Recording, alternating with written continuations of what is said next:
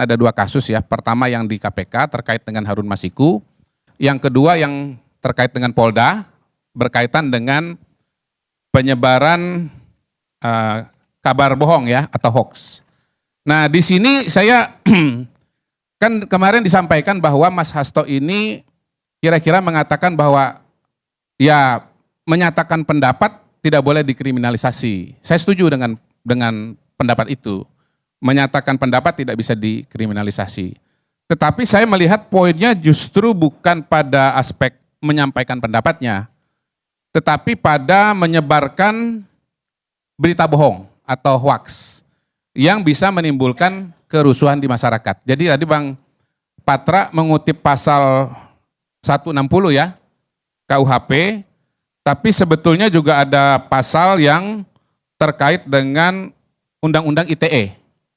Pasal 28 ayat 3 bunyinya setiap orang dengan sengaja menyebarkan informasi elektronik dan atau dokumen elektronik yang diketahuinya memuat pemberitaan bohong yang menimbulkan kerusuhan di masyarakat. Dan pasal 45A ayat 3 setiap orang yang dengan sengaja menyebarkan informasi elektronik dan atau dokumen elektronik yang diketahuinya memuat pemberitaan bohong yang menimbulkan kerusuhan di masyarakat. Sebagaimana dimaksud dalam pasal 28, dipidana dengan pidana penjara paling lama 6 tahun dan atau denda paling banyak 1 miliar rupiah. Nah Pak, ini saya agak setuju dengan pendapat ini karena memang di beberapa kesempatan yang saya ingat ya, di liputan6.com, kemudian di satu lagi media, saya lupa media mana, apakah di iNews kalau tidak salah, Mas Hasto itu memang menyebut saya, asli menyebut nama Muhammad Kodari sebagai orang yang mengetahui hasil Pilpres 2024. Nah, itu adalah berita bohong. Itu adalah hoax. Karena saya tidak pernah mengetahui hasil Pilpres 2024 pada tanggal 14 Februari. Nah, saya melihat bahwa Mas Hasto mengutip hoax yang beredar di media sosial X.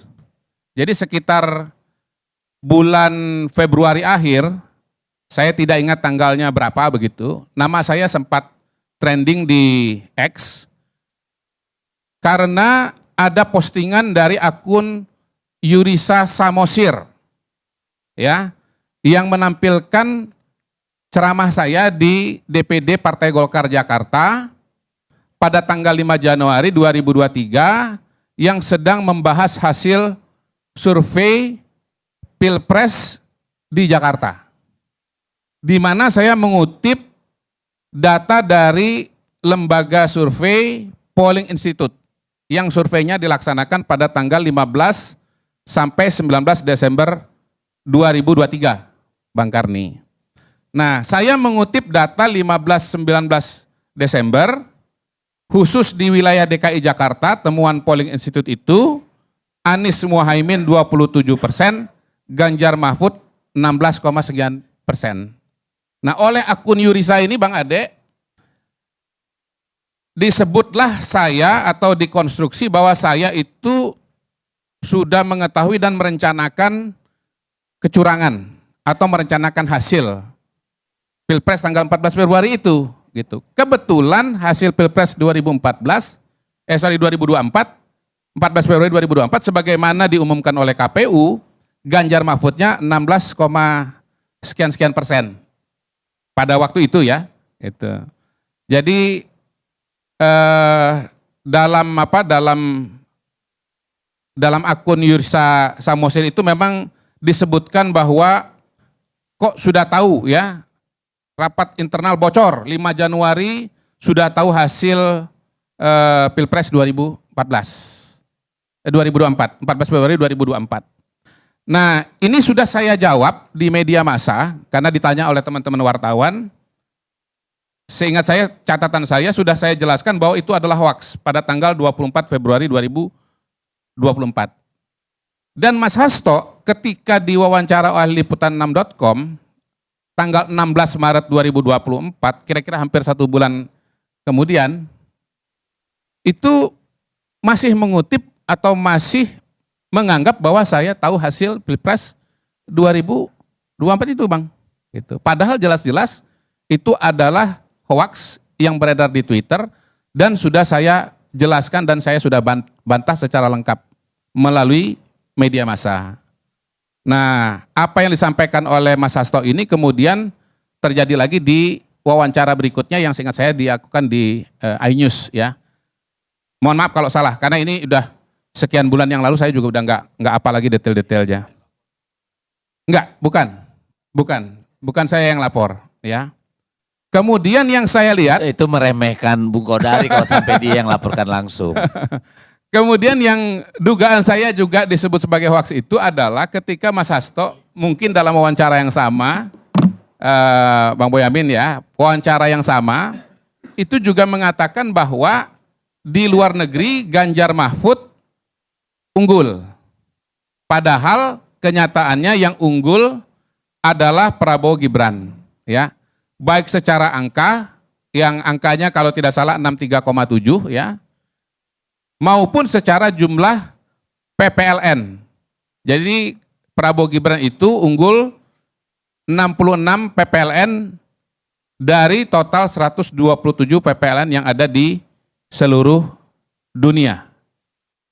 Jadi singkatnya kalau soal yang berita hoax ini, berita bohong yang disampaikan oleh Mas Hasto ini, rasa-rasanya saya bisa mengkonfirmasinya bahwa memang ada berita bohong yang atau hoax yang dikutip oleh Mas Hasto. Nah, apakah kemudian konstruksi hukumnya terpenuhi atau tidak berdasarkan Undang-Undang ITE? Saya tidak tahu, ya. Tetapi secara faktual saya bisa mengatakan bahwa memang ada yang disampaikan oleh Mas Hasto bukan mengenai beda pendapatnya soal pemilu 2024, tetapi data yang dikutip adalah data yang bersifat hoax. Demikian Bang Karni. Ya, halo teman-teman, selamat datang lagi di channel ini. Salam inspirasi, salam NKRI, harga mati. Ya, bagaimana pendapat Anda, bagaimana penilaian Anda terkait penyampaian pada cuplikan video sebelumnya?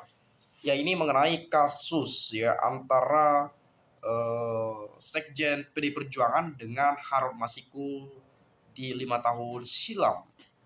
Nah, beberapa hari terakhir ini kerap kita melihat bahwa banyak sekali dinamika politik ya, gonjang-ganjing politik ya, banyak sekali persoalan-persoalan yang terjadi pada bangsa ini. Ya tentu kita berharap memang bahwa segala situasi yang terjadi saat ini, persoalan-persoalan yang terjadi itu bisa terselesaikan dengan baik sebagaimana mestinya, tanpa ada unsur kebencian, tanpa ada mungkin gebrakan-gebrakan yang parah dan seterusnya dan seterusnya. Dan tentu dari penjelasan-penjelasan yang kita dengarkan tadi, penyampaian Bung Kodari dan yang lainnya, memang ini menjadi penyampaian yang luar biasa, menjadi sebuah pembelajaran penting kepada kita. Bahwa bagaimana KPK dalam melaksanakan tugasnya sebagai Komisi Pemberantasan Korupsi. Nah tentu lembaga ini adalah salah satu benteng terdepan bagaimana mereka dapat mengeksekusi, dapat memberantas, dapat menuntaskan persoalan mengenai korupsi yang terjadi di negeri ini. Berbicara mengenai korupsi, tentu teman-teman tidak lagi janggal mendengarkan hal ini. Mungkin teman-teman sudah sering sekali mendengarkan ini. Korupsi, nepotisme, segala macamnya, intervensi dan lain-lain. Ya, politisasi dan seterusnya. Banyak sekali yang mungkin Anda ketahui dan Anda pahami. Jadi nanti silakan sampaikan pendapat kalian terkait hal ini, seperti apa sudut pandang Anda ya. Tapi yang menariknya ini kasus yang di mana KPK mentersangkakan Hasto Kristianto yang di mana Pak Hasto ini kan Sekjen DPP PD Perjuangan.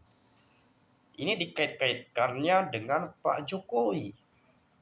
Apakah benar ada hubungan Pak Jokowi di balik tersangkanya Hasto beberapa minggu kemarin?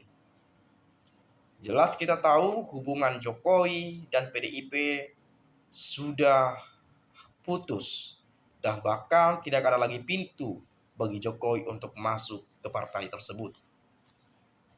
Mungkin saja kali ya, itu tebakan saya saja sih sebetulnya. Nah, kenapa dikait-kaitkan?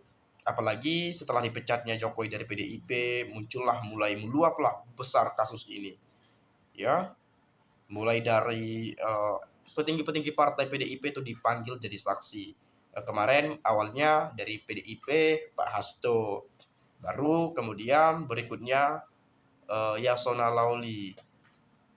Tiba-tiba KPK menetapkan Hasto sebagai tersangka. Jadi kaget dong, semuanya kaget gitu ya. Saya juga kaget sebetulnya. Ini kok masalah apa nih? Nah, kok pada tahun politik langsung seperti ini nih? Apakah ada unsur politisasi atau apa? Nah, ini kan pertanyaan yang nanti mestinya Anda jawab.